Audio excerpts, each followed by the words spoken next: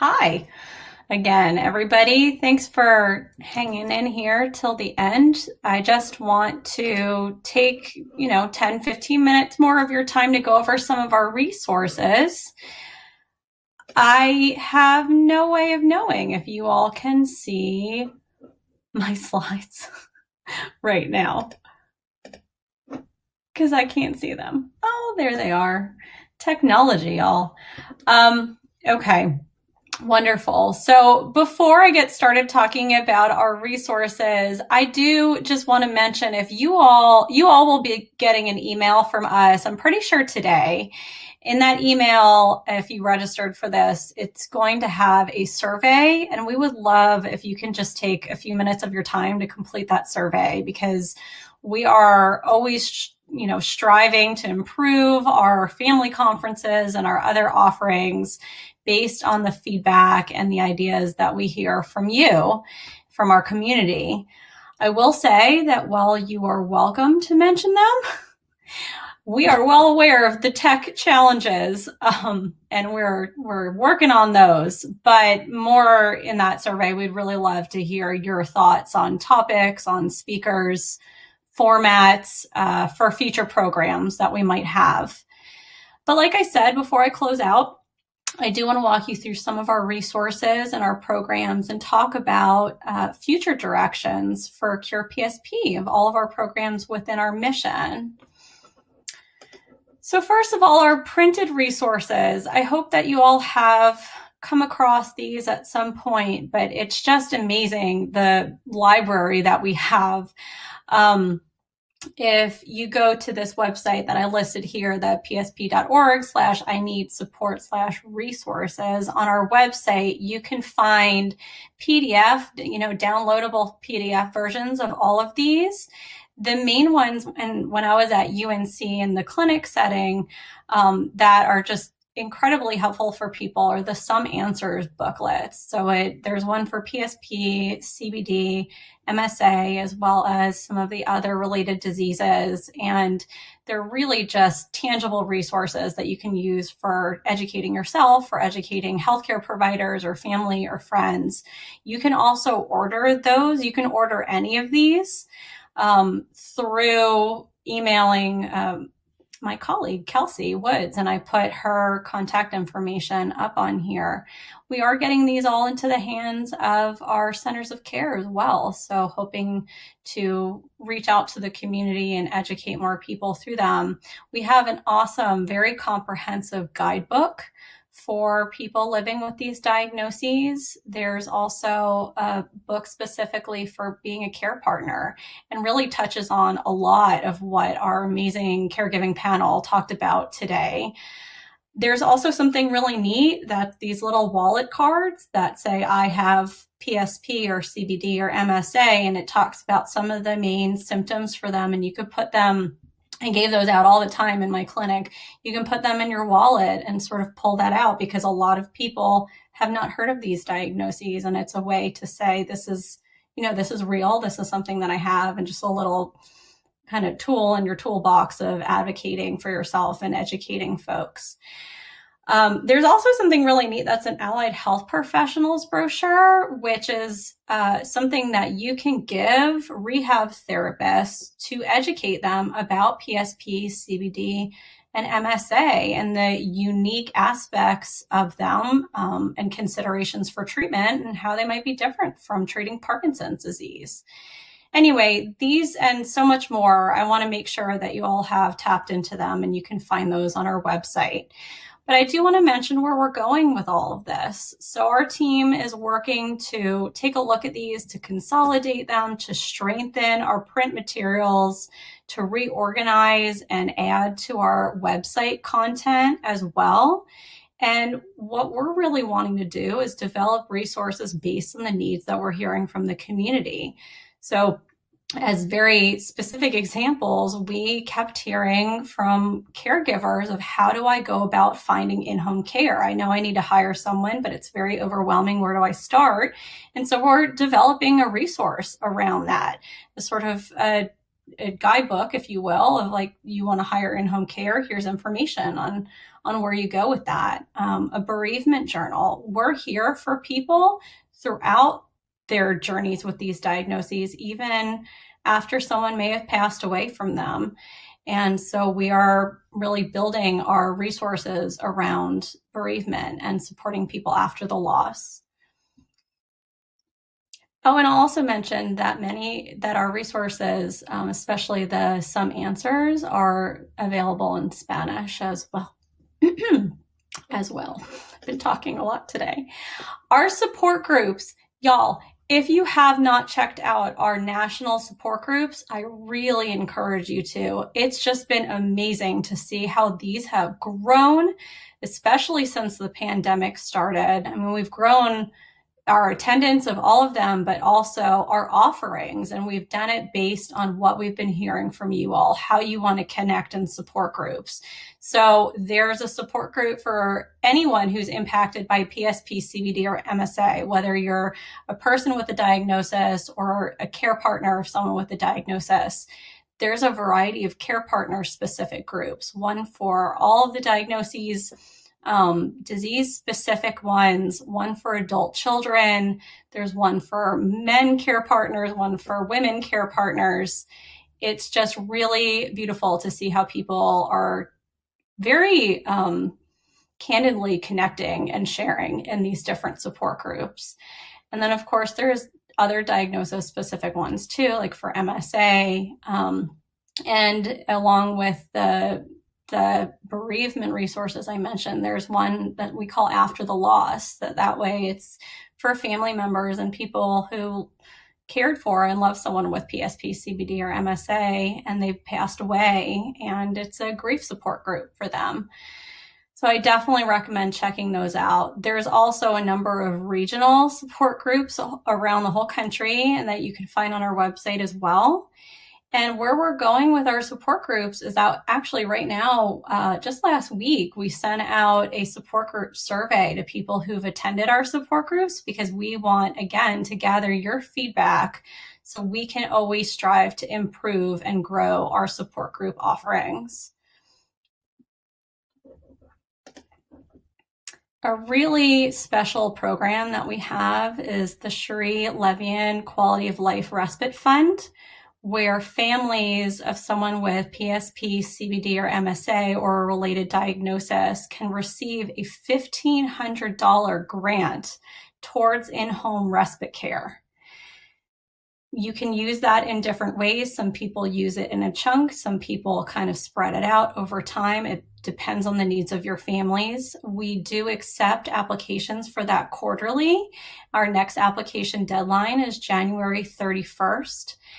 We have reached 97 families so far through this grant. So that's 97 families who received a respite grant to bring in-home care to provide additional support for the caregiver and for the person living with the diagnosis. It's just such a powerful and tangible resource that we provide. And I really encourage folks to check that out and see if that's something that you might benefit from and if you want to apply to.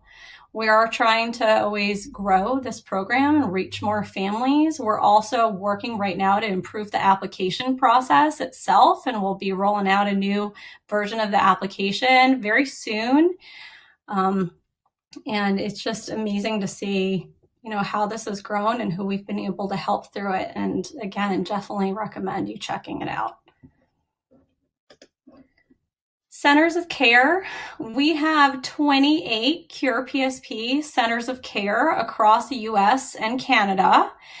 I am very lucky in my new position here to be able to to coordinate all of the centers of care and to get to know them and their programs and their special care services and their research that are dedicated to PSP, CBD, and MSA.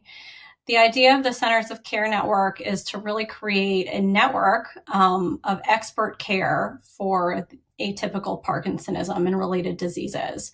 We want to improve access to accurate diagnoses and high quality clinical care. We want to raise awareness around PSP, CBD, and MSA among patients, families, healthcare professionals, policymakers, and local communities. And these centers of care are also acting as regional information and support resources for those living with these diagnoses. Our aim is to grow this network in the coming years.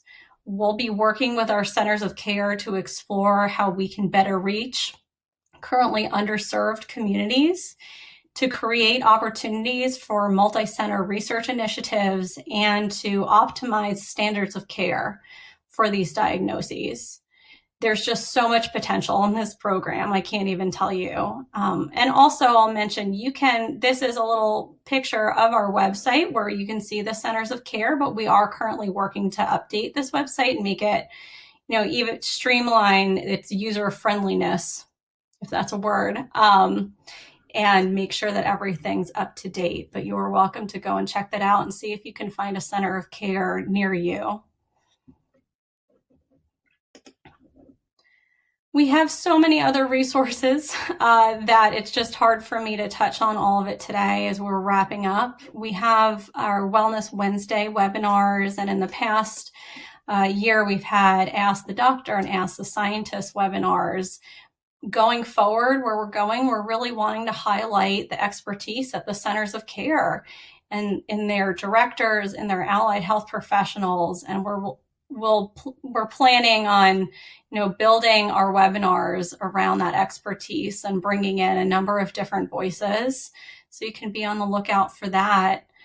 We have our brain donation program. Al and Fran, I believe, shared that their husband and their wife both went through this and very generously chose to donate their brains to research to better understand these diseases. I know I don't have time to go through all of these right now, but here's my point.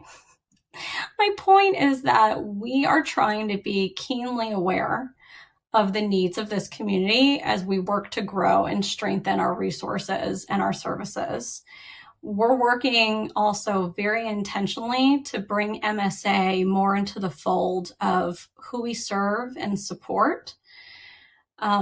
We want to reach underserved communities. We want to have more intention around diversity, equity, and inclusion in everything that we do. And we want to increase awareness of these diseases just generally and among healthcare providers and people in the community so that people can get the support and the care that they need.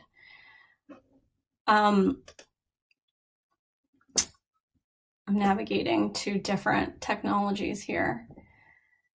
So these are real people. These are real people I've known over the years who have taught me, who have inspired me. You all are real people that I've learned from over the years. And I am thrilled to be here at CurePSP where I can bring these experiences and these stories into everything that we're doing. You all and these folks who you see in front of you are the real experts in what it takes to live with these diagnoses.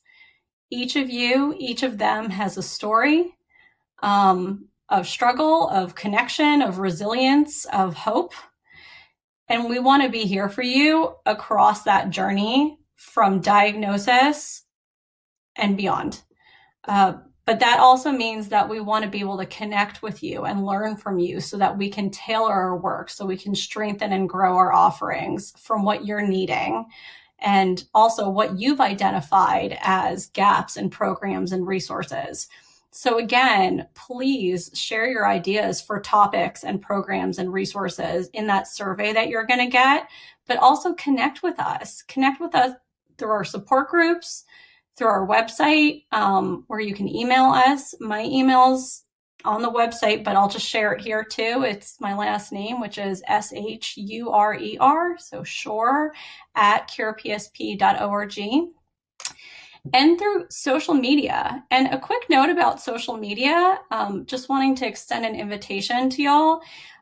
We have Giving Tuesday coming up, which is the Tuesday after Thanksgiving. And that's a day for nonprofits, for charities to highlight the work that they do and to try to raise awareness and funds around that.